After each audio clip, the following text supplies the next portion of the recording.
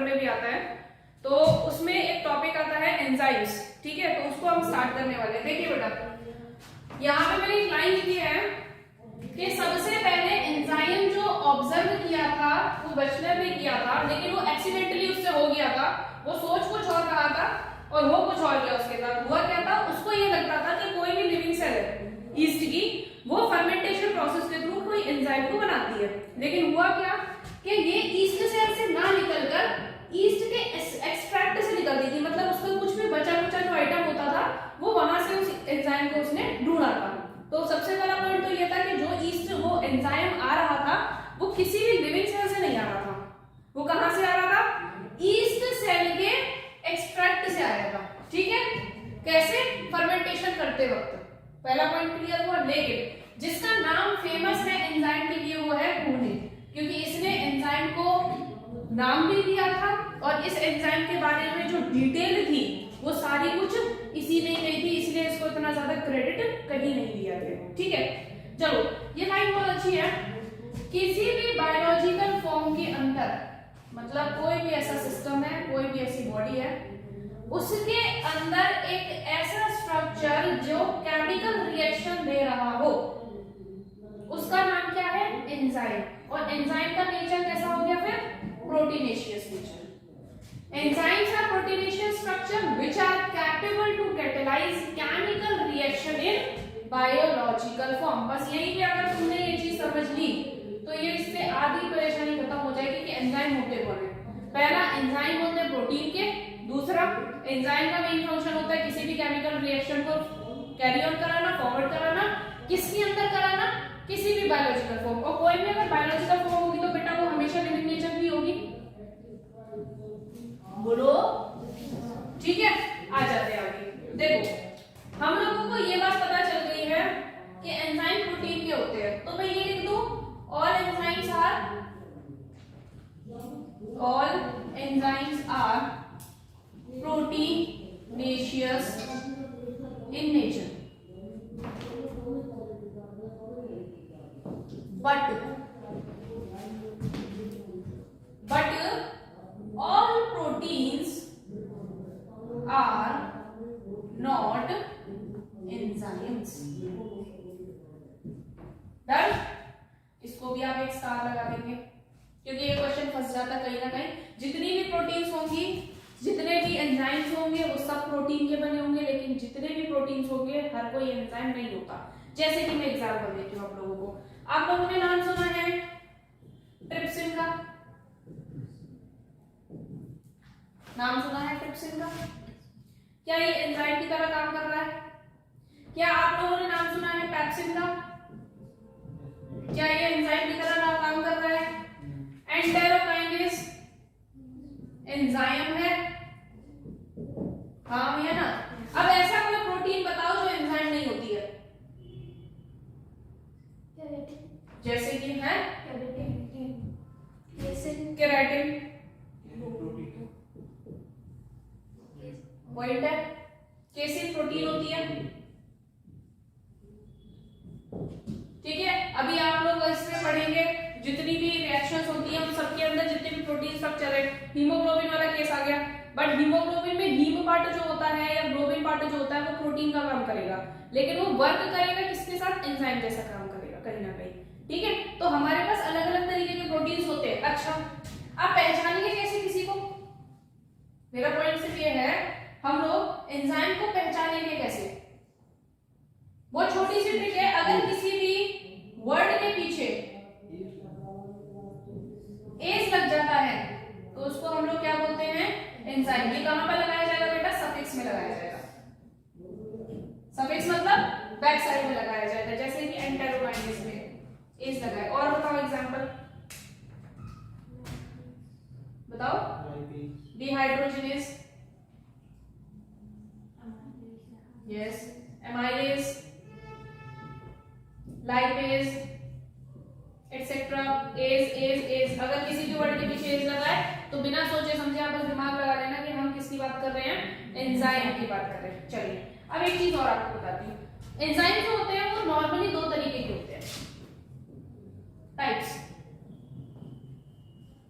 एक होते हैं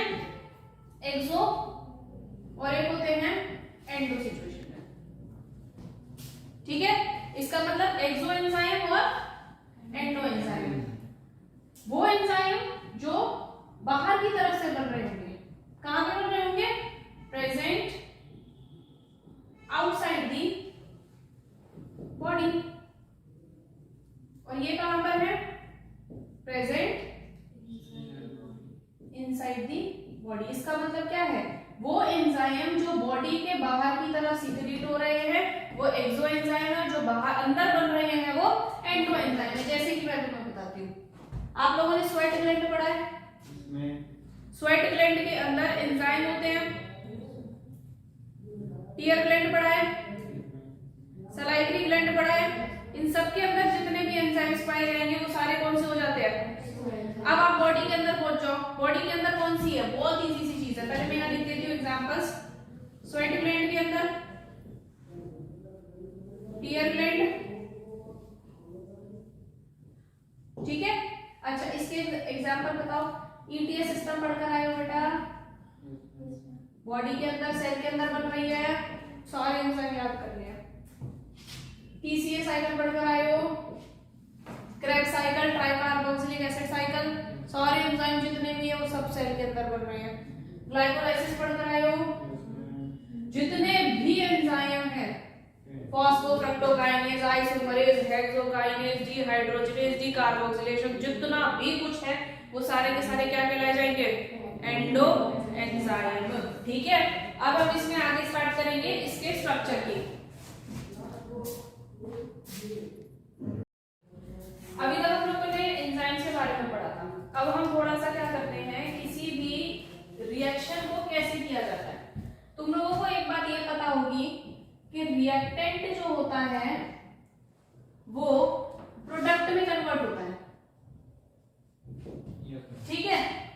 अच्छा, क्या डायरेक्टली रिएक्टेंट प्रोडक्ट में कन्वर्ट हो जाएगा? नहीं। उसके लिए मुझे क्या चाहिए? कोई एंजाइम चाहिए। क्या मुझे कोई एग्जांपल दे सकते हो? बताइए। माल्टोज, माल्टेज लगा, ग्लूकोज प्लस ग्लूकोज, ठीक है। अगर मैं इसी रिएक्शन को और आगे चलाने की कोशिश करूं तो क्या कन्वर्ट होगा? Pyruvic acid. बीच में जो साइकिल लगेगी वो क्या कहलाई जाएगी? जिसमें कितने एंजाइम्स आएंगे? 10 एंजाइम्स आएंगे। तो इसका मतलब कुछ ना कुछ रिएक्टेंट, इसके लिए अगर ये रिएक्टेंट है तो इसके लिए प्रोडक्ट है, ये रिएक्टेंट है तो इसके लिए ये प्रोडक्ट है। और अगर इसको मैं रिएक्टेंट बना दूं तो क्या बन जाएगा? एसिटाइल कोएंजाइम है। और एसिटाइल कोएंजाइम को रिएक्टेंट बना दे तो CO2 बन गया, ठीक है। तो कहीं ना कहीं मेरा मेन फंक्शन क्या होता है कि मैं किसी भी रिएक्टेंट को प्रोडक्ट में कन्वर्ट कर सकती हूँ, लेकिन मुझे हाँ ये फिक्स है कि मुझे हर जगह यहाँ पे एंजाइम लगाना पड़ेगा। विदाउट एंजाइम कोई भी रिएक्शन परफॉर्म नहीं होती, ठीक है। अब उसके लिए मुझे करना क्या पड़ेगा? देखो, आपको मैं कोई एक एंजाइम दे दूँ बेटा, ठीक है। जैसे ये एंजाइम है इस शेप का, ठीक है। इस एंजाइम में ऐड होगा कोई भी एक सबस्ट्रेट। मैंने आपको बेटा 2 ऑप्शन दिए सबस्ट्रेट के लिए, ठीक है। एक ये है आपका सबस्ट्रेट और एक ये है आपका सबस्ट्रेट। 2 सबस्ट्रेट है, substrate number 1 and substrate number 2। तो बताइए वो किसके साथ मिलना चाहेगा, किसके साथ वो अपनी कनेक्शन को बनाना चाहेगा? फर्स्ट वाले के साथ। रीजन शेप का है। इसका मतलब ये है कि हर एंजाइम अपना खुद का सबस्ट्रेट सेलेक्ट करता है। अगर तुम चाहो कि माल्टेज को उठा के यहाँ पे रख दूं तो कोई भी काम वो यहाँ पे नहीं करेगा। उसको फिक्स है कि उसका जो सबस्ट्रेट या रिएक्टेंट होगा वो उसी के टाइप का होना चाहिए। तो इसका मतलब क्या है? ये इसके साथ जाके बाइंड करना शुरू कर देगा और क्या बना देगा? देखो,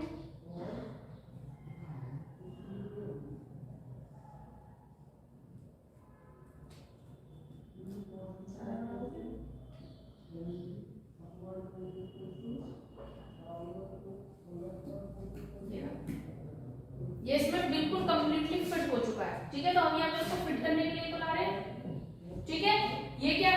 एंजाइम, और ये क्या है सबस्ट्रेट, तो क्या बन गया ये एंजाइम सबस्ट्रेट कॉम्प्लेक्स।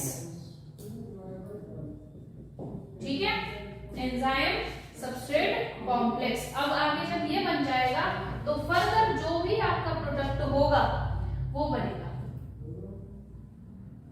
तो ये कैसा प्रोडक्ट कहलाया जाएगा, एंड प्रोडक्ट। ठीक है, अब इस एंड प्रोडक्ट में मैं इसको अलग पेन से दिखा देती हूँ आपको।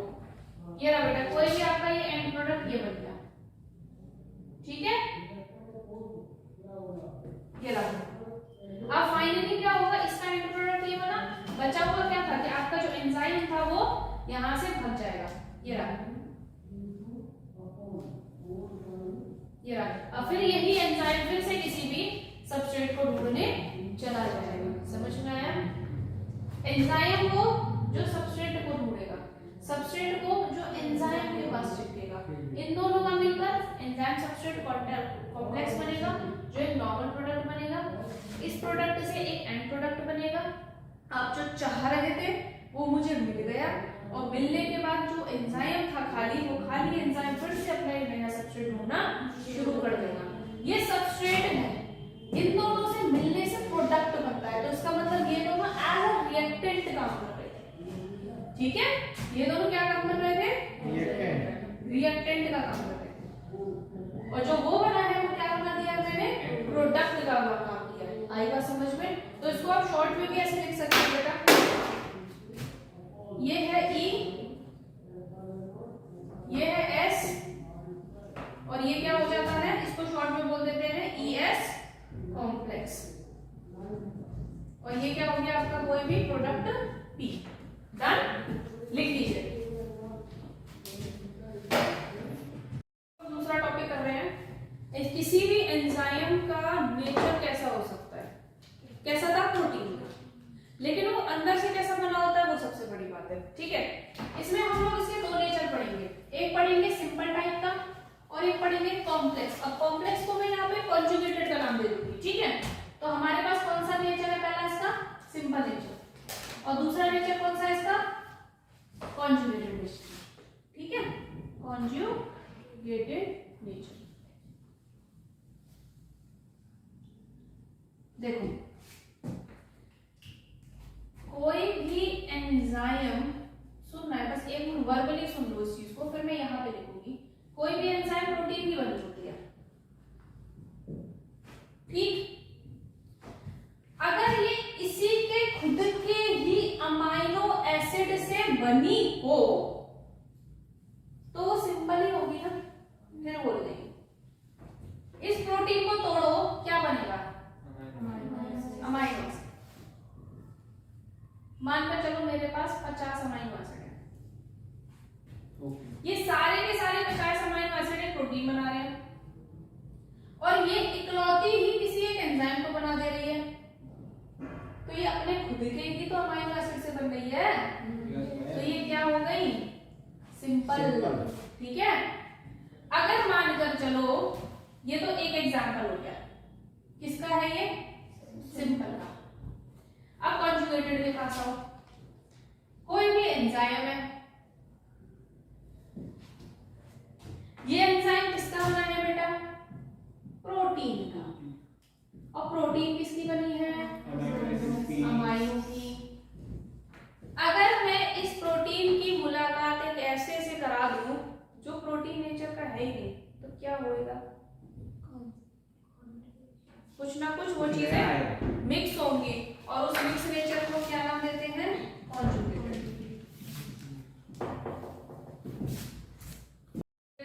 तो हमने भी ये पढ़ा था कि जब एंजाइम्स होते हैं, अगर एंजाइम में कोई भी प्रोटीन के साथ साथ ऐसा कोई भी आगे लग जाए जो प्रोटीन नेचर का नहीं है, वो नॉन प्रोटीन नेचर का है, तो दोनों का मिक्सचर जो होगा वो क्या कहलाया जाएगा, कॉन्जुगेटेड प्रोटीन। ठीक है, तो देखो सबसे पहले तो आप इसमें पॉइंट्स लिखिए। सिंपल लिपिड्स क्या है, वो क्या बने हैं, made up of protein of its own amino acids. ठीक है, no doubt complex structure.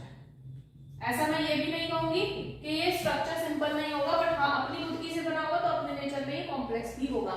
Simple इसलिए कह रही हूँ क्योंकि इसमें कोई बाहर का आकर बंदा नहीं लगा है, ठीक है। एग्जाम्पल्स आप मुझे कोई बता सकते हैं, जैसे कि ट्रिप्सिन हो गया बेटा, पैप्सिन हो गया, इसमें किसी भी तरीके का कोई भी नॉन प्रोटीन पार्ट नहीं ऐड होता है, ठीक। अब ऐड होने वाली जगह का नाम देखो, आपको मैंने देख बोला मानकर चलो ये कोई एंजाइम प्रोटीन है बेटा, सॉरी एंजाइम है, ठीक। इस एंजाइम पे कौन आकर जुड़ता है? सबस्ट्रेट, ये आ रहा सबस्ट्रेट, ये कौन है? सबस्ट्रेट।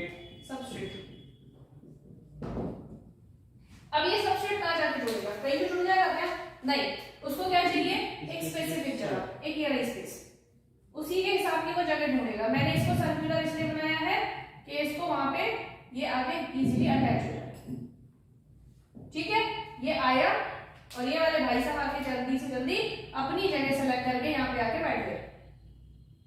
तो जो ये रेड कलर की जगह है जो सिर्फ और सिर्फ सबस्ट्रेट को लगाने के लिए बैठी है, इस साइड को हम क्या नाम देते हैं? एक्टिव साइड, ठीक है। हर किसी की अपनी अपनी एक्टिव साइड होती है। डन। चलिए ये अलग से था जो आपको मेरे को बताना था। अब आ जाते हैं कॉन्जुगेटेड के पास। देखो भैया कॉन्जुगेटेड में क्या है? कॉन्जुगेटेड कहता है कि मैं प्रोटीन और नॉन प्रोटीन का बना हूं, ठीक है। हम प्रोटीन वाले नेचर को नाम दिए हैं एपोएंजाइम और नॉन प्रोटीन वाले पार्ट को नाम दिए हैं कोफैक्टर, ठीक। एपोएंजाइम प्लस कोफैक्टर मिलकर क्या बनाते हैं? Holo enzyme. यहीं पे एंजाइम का सबसे बड़ा टॉपिक कवर होता है,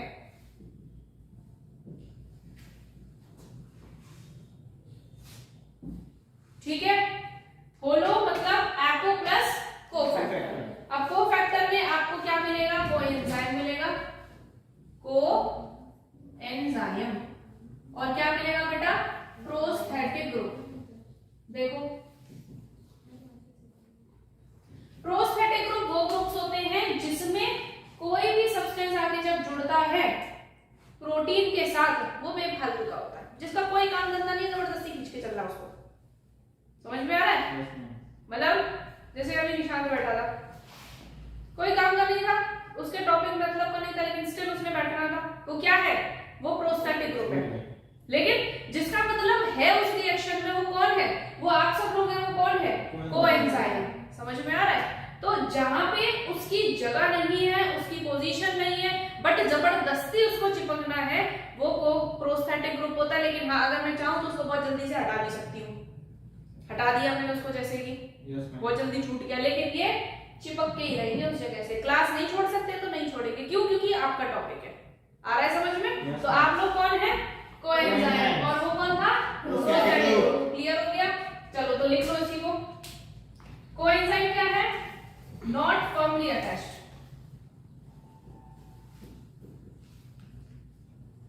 और प्रोस्थेटिक ग्रुप फर्मली अटैच्ड होता है। जैसे कि एग्जांपल बताओ, हीमोग्लोबिन नाम सुना होगा? हीमोग्लोबिन। अब इसमें बताओ दो चीज मिलकर बनती है, एक है हीम। हीम क्या है? हीम क्या है? Non protein. नॉन प्रोटीन, ये तो सिर्फ पिगमेंट है। क्या है ये? पिगमेंट है। और ग्लोबिन क्या है इसका? Protein part. क्या इस प्रोटीन के साथ उसका कोई काम धंधा है सिर्फ कलर देने के अलावा? नहीं, कलर से कोई फर्क पड़ने वाला? नीले कलर का भी ब्लड हो तो क्या मतलब है? लेकिन हाँ है। अब यहाँ पे जो आए हैं वो कौन आए हैं? जैसे कि आपने नाम सुना है NAD पॉजिटिव, FAD पॉजिटिव, पढ़ा है? ये इनके बिना काम हो जाएगा क्या? नहीं, ये चाहिए ही चाहिए। सबसे पहले किन्हीं ने, वर्कर्स ने बोला था, कोई साइंटिस्ट कह रहे थे NAD और FAD होते हैं जो प्रोस्थेटिक ग्रुप की तरह काम करते हैं, लेकिन ऐसा कुछ भी नहीं है। वो एक्चुअल में किसकी तरह काम करते हैं? कोएंजाइम की तरह। तो ये है हमारे पास आज का टॉपिक एंजाइम का। कल हम इसका क्लासिफिकेशन स्टार्ट करेंगे, ठीक है? Thank you.